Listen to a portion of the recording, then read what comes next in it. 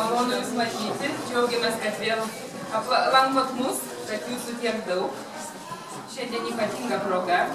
Atidarom 3 parodas iš karto, 3 personalinės parodos ir 1 paroda iš tų 3 jubiliejinė paroda. Tai norėčiau pristatyti menininkus. Antanas Adomaitis.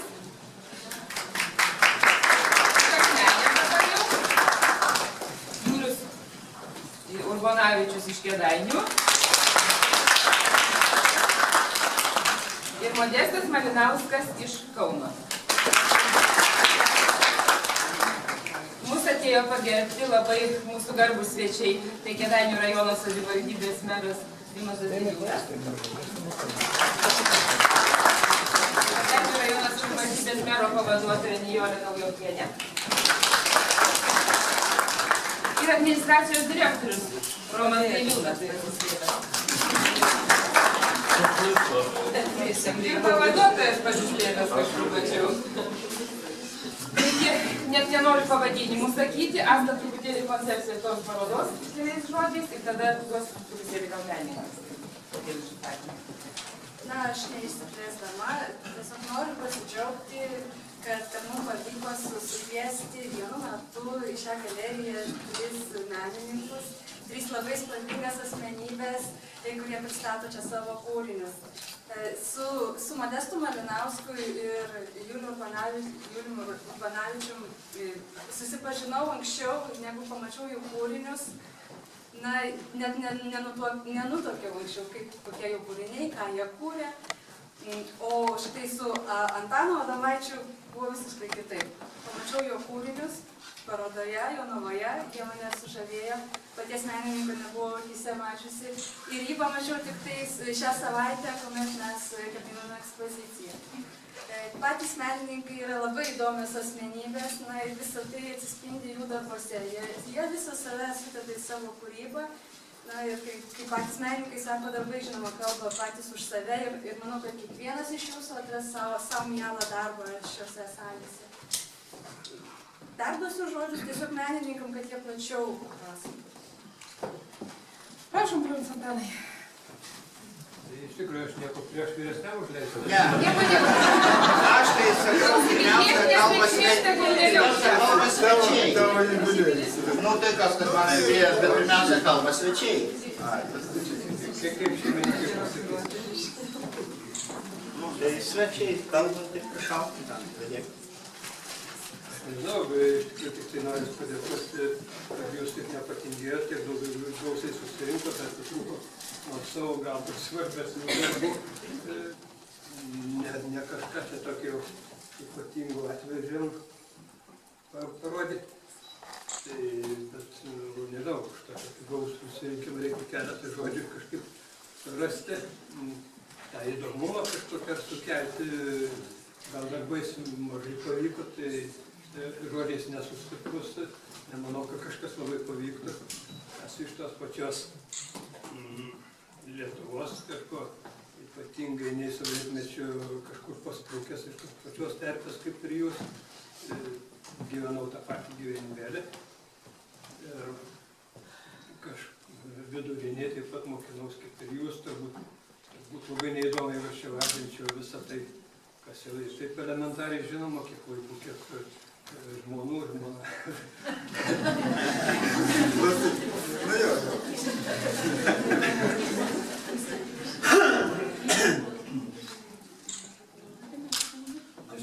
Tiesiog yra, menas yra tokia plati terpė, kad galima labai ilgai kalbėti ir jums nusibos klausytis, bet tie specifiniai dalykai, nežinau, ar labai domina, tiek, kad, nežinau, mes bandom tą tikrovę esančią šiek tiek per savo menininko prizmę šiek tiek pakoreguoti, pateikti kitų rakursų ir galbūt viskas tas, kas yra vaizduojama, tai yra turbūt daugeliui iš jūsų yra žinoma, tik galbūt kitų kampų pažiūrėti ir kažkas dalykai savęs netikėti.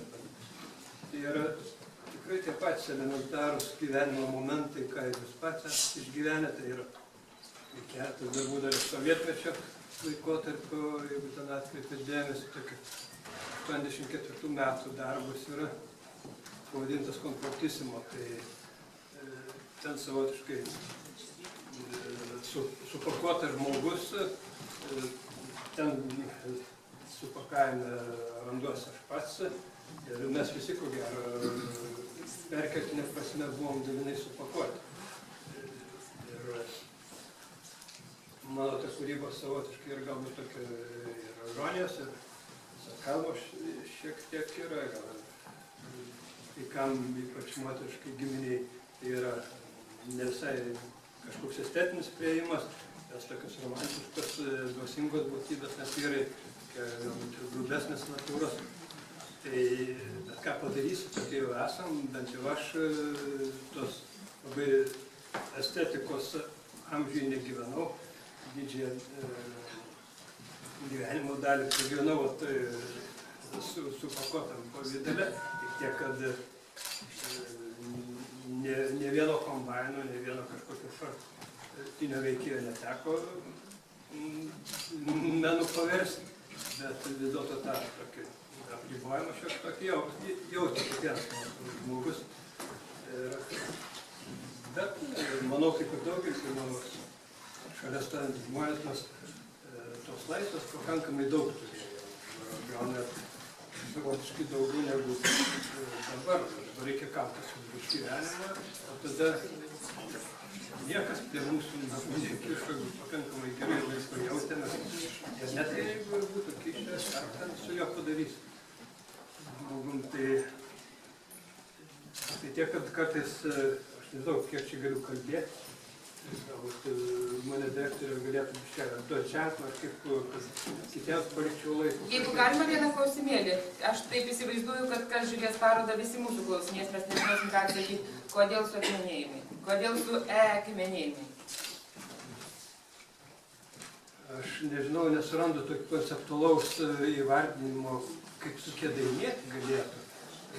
Aš kaip akmenės gyventojas, aš labai mielai su akmenėju, nes man tas suakmenėjimas arba sukėdainėjimas šiek tiek, kai atsivėrė tos sienos, ir teko pasibaladuoti po tas valstybėlės ir tas didžiasis, ir mažesnės, ir tas liktai kažkaip net ir nesinori tos liktai savo vertės sukelti, paminėdamas didesnių, sakant, Amerikos tų miestų, bet kartais mums liktai mažesnių provincijos miestelių žmonėms tai labai daug, bet man tai daug svarbiau tas suakmenėjimas, nes tas suakmenėjimas yra savotiškai grįžimas į savo tą gyvenimo terpę, kur joje reikia atrasti tas vertybės esančias. Ir, gal čia tik trumpai aš pasakiau, kad suakmenėjimas tai gerąja prasme, ne ta, sakykime, dažnas žmogus tą suakmenėjimą kaip stagnacinį momentą skaito, bet vertybinių pagrindų susikoncentruoti, net apsibriežti teritoriją ne kažkokią vos netvirtovės sieną, kad mes išlaikytume tas esamas vertybės savoj toj žemėje. Ta prasme, ta vertybinė prasme, aš kalbu, kad ilgamžiškumo prasme kaupti ir laikyti savo vertybę. Esamas. Aš manau, kad jūs kėdainiečiai labai daug verčių turit, visas paveldas yra didelis ir įspūdingas. Tas grįžimas į savo vietas tai yra labai svarbus dalykas. Tai yra mūsų šaknis, pagrindas. Ačiū labai. Norėčiau padėkoti, kad tokius nuostabius darbus mums atvežėt. Ir ponas Antanas mums padovanoja savo vieną meno kūrinį muziejui. Ačiū labai.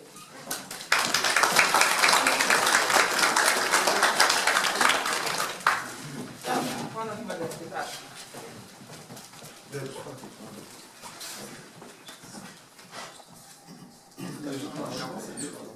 Paprasčiausiai paroda, jeigu exhibition ir taip toliau, exhibicionizmas, reiškia, išsirengiau nuogas ir prašom pasižiūrėti. Antanas čia daug ko prisakė, aš jam pritariu. nežinau. Kas? Nuo pavadinimo. Modesto kodas. Kodas ane. Nu, va toks kodas. Toks ir pavadinimas. Šitoj salėje jo darbai yra. Čia yra mano darbai. Papasakot, ką papasakot. Pagrindinės temos tai yra kažkas išvažiavęs, reiškiasi, baisu, kai paklausai, kad lietuvaičiai bėga iš tos lietuvėlės, reiškiasi, paskui. Tai šitą darbą tapiau aš, reiškiasi, nu va, išvažiavo ir kūrėsi jie ten. Tai čia irgi plaukiam, sustojom, surūtijom, statėmės čia namus ir taip. Paskui ten dar vienas tėvelis, tai toks, reiškiasi, kad mūsų lietuvaičiai, reiškiasi, irgi grįžta, o grįžta jie pas dantys, pas visokius, ten susitvarko, pasitaisys sveikatą, tai gal išplaukė, reiškiasi. Tai va. Nu, galbūt iš to, galbūt viski iš tos ėmėmės.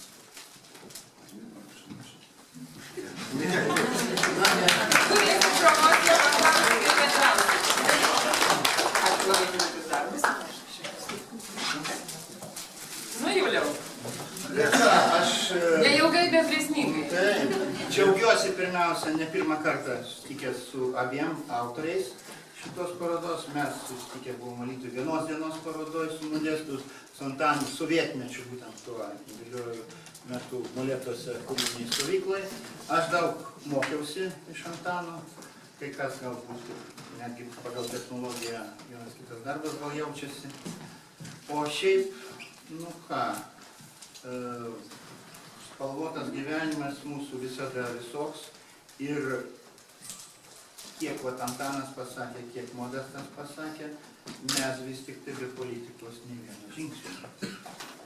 Kiekvienam darbe surasit politikos ir tokios kritikos arba šaržuotos, arba nešaržuotos, arba mūsų visų gyvenimo ydų ir viso kita, nu, o mano viena pusė vienokia, kita kitokia, todėl kad aš žmona kartais juokiasi, vieną dieną per duris, kitą dieną per langą, trečią dieną per kaminą.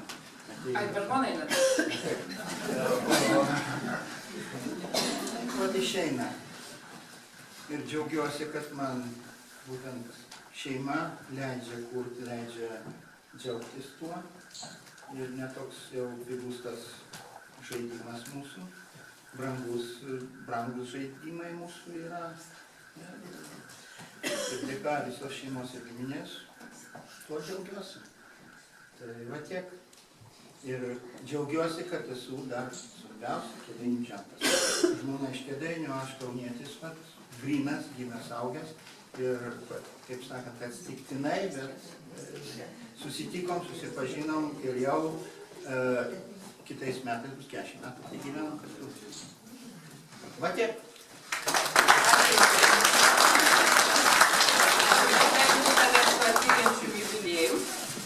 Palinkėti kūrybinės energijos, dar daug meno kūrinių ir džiuginti ne tik mūsų sales, bet ir mūsų Kėdainių rajono, miestą rajoną.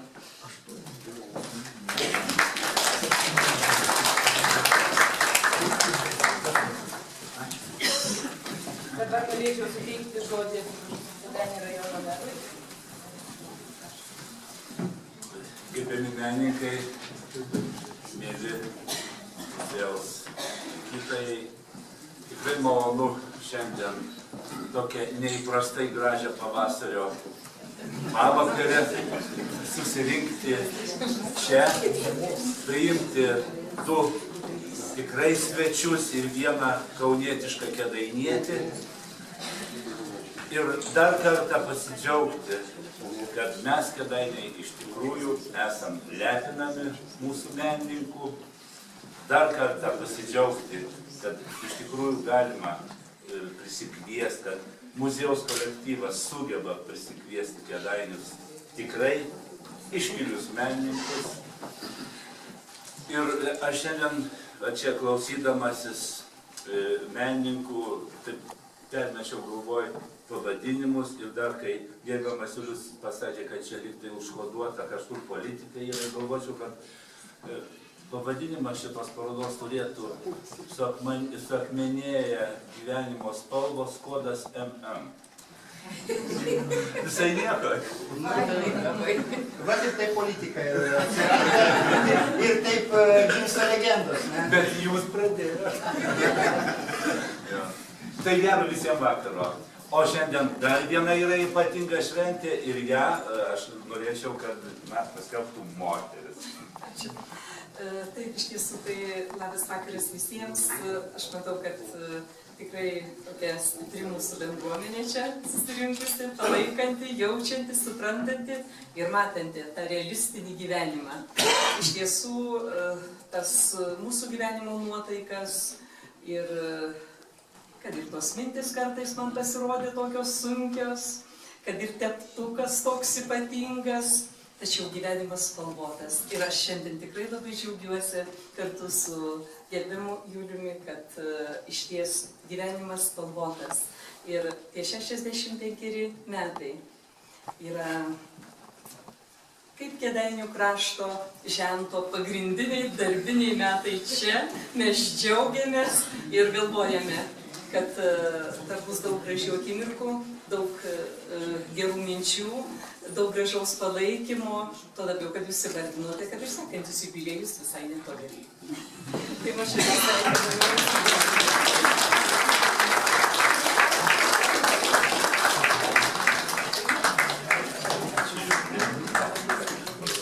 Ačiū.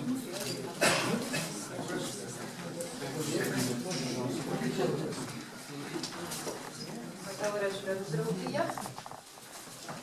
Birutė Rakauskienė. Pavaduotoja. Kadangi Julius yra ne tik menininkas, bet ir mūsų lietuvių ir švedų draugijos narys, taip pat jo darbai yra ir Danijoje, ir Švedijoje jau pasiekę. Mes šiandien labai džiaugiamės kartu su juo, kartu su kitais menininkais, kad kėdainiečiai turi tokią galimybę pabuvoti čia, pamatyti tos nuostabius darbus. O Julių, atleiskit, kad šiandien daugiau Juliui, kadangi Julius kaip tik jubiliejinė paroda, jisai švenčia, tai norim palinkėti jam dar daug jubiliejų, daug puikių jubiliejinių parodų. Būti sveikam.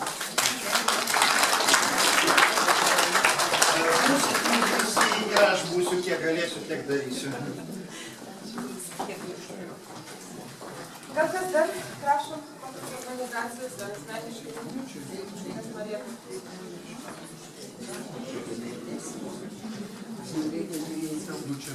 Mielas Juliau, noriu pasveikinti pagyvenusių žmonių asociacijos vardu, palinkėti jums. Būk stiprus ir sveikas, visada paprastas toks, koks buvai. Visada moki suprasti ir mažą, ir seną. Tavo nuoširdumas nepaprastai yra mums brangus. Priimk nuo mūsų. Ir mūsų vietas lankys. Įstoji.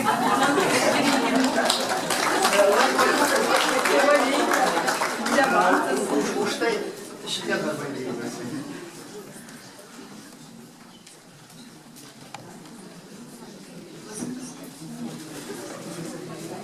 Tai tada prie ūkiškų reikalų noriu prieiti. Labai dėkoju, kad aukojate 2 procentus muziejui. Ir jeigu dar galvojate, kur savo pinigėlius pradėti padėti, tai jūsų labai pinigėlių laukiame. Ten yra padėti dokumentai, jeigu kam reikės tapelius, nors dabar tik tai vieną kodą reikia rašyti. Tai labai jums ačiū. Biškį daugiau. Ačiū labai. Tai Julius ir aš kviečiam į 2. aukštą visus pasivaišinti vyno taure ir pabendrauti su menininkais. Dabar dar vienas dalykas. Buvo numatyta čia, jeigu žinot, kas toks dambrelininkas, Egidijus Darulis turėjo atvažiuoti. Užklimpo, nes iš kaimo negali išvažiuoti. Orai neleido, bet turbūt orai lemia tą ir parodo, koks yra sudėtingas ir spalvingas gyvenimas. Kažkas nepavyko. Aišku, aš atsinešiau su savim dambrelį, nes aš turiu jį. Gavau dovanų, tik tai idėją nemoku groti. Aš jį parodysiu. Vienas seniausių instrumentų reiškia žmonijos istorija, jeigu teko kam nors. O, mane palaikys mano gyvenimą. Aišku, jį reikia čia kišti burną, tarp tankų, bet aš nemoku. Klausyk, Juliau, tu prie stalo parodysi, gerai? Mat, tik tai tiek, bet šiaip turėjo labai įdomiai skamba šitas angelis, kaip visas orkestras. Bet dėja, mums šiuo atveju nepamaišė oras ir tiek.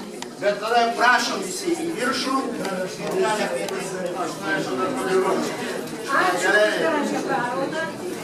Ačiū.